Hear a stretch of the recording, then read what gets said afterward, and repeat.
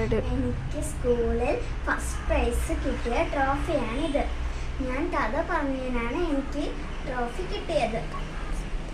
കലോത്സവത്തിന് കഥ പറഞ്ഞതിനാണ് എനിക്ക് ട്രോഫി കിട്ടിയത്.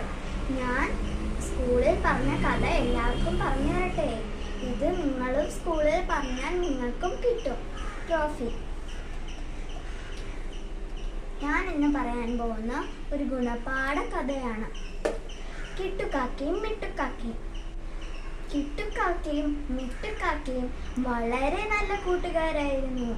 ഒരു ദിവസം അവർ തമ്മിൽ വെറുതെ ഒരു തർക്കമുണ്ടായി. തങ്ങളിൽ ആരാണ് മിടുക്കനും ശക്തനും എന്നായിരുന്നു അവരുടെ തർക്കം. തർക്കം മൊത്തവും വലിയ വഴക്കായപ്പോൾ കിട്ടുകാക്ക പറഞ്ഞു, നമ്മൾ രണ്ടാളും കനമുള്ള സഞ്ചിയും കാലിൽ തൂക്കി പറക്കണം. ഏറ്റവും ഉയരത്തിൽ പറക്കുന്ന ആളായിരിക്കും വിജയിക്കുന്നത്. അങ്ങനെ രണ്ടുപേരും പന്തയത്തിന് തയ്യാറായി. കിട്ടുകാക്ക ദുഷ്ട മനസ്സുള്ളവനും കൗശലക്കാരനുമായിരുന്നു. അവൻ സ്വന്തം സഞ്ചിയിൽ പഞ്ഞിത്തുണ്ടുകൾ നിറച്ചു.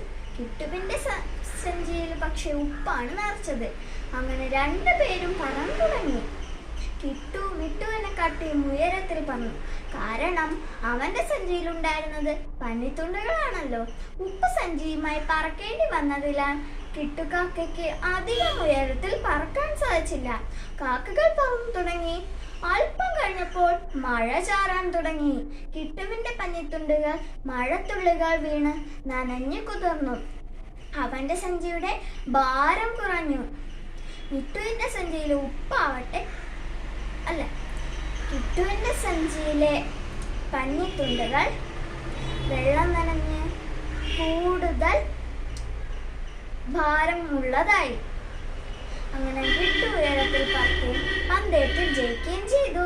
ദുഷ്ടനായ കിട്ടുകാക്ക ഇതിൽ നിന്നൊരു പാഠം പഠിച്ചു. മറ്റുള്ളവരെ ചതിച്ചുകൊണ്ട് നമുക്ക് ഒരിക്കലും വിജയിക്കാൻ സാധിക്കില്ല. സത്യം മാത്രമേ വിജയിക്കൂ. എൻ്റെ വീഡിയോ ഇഷ്ടപ്പെട്ടെങ്കിൽ ലൈക്ക് ചെയ്യാനും ഷെയർ ചെയ്യാനും സബ്സ്ക്രൈബ് ചെയ്യാനും മറക്കല്ലേ.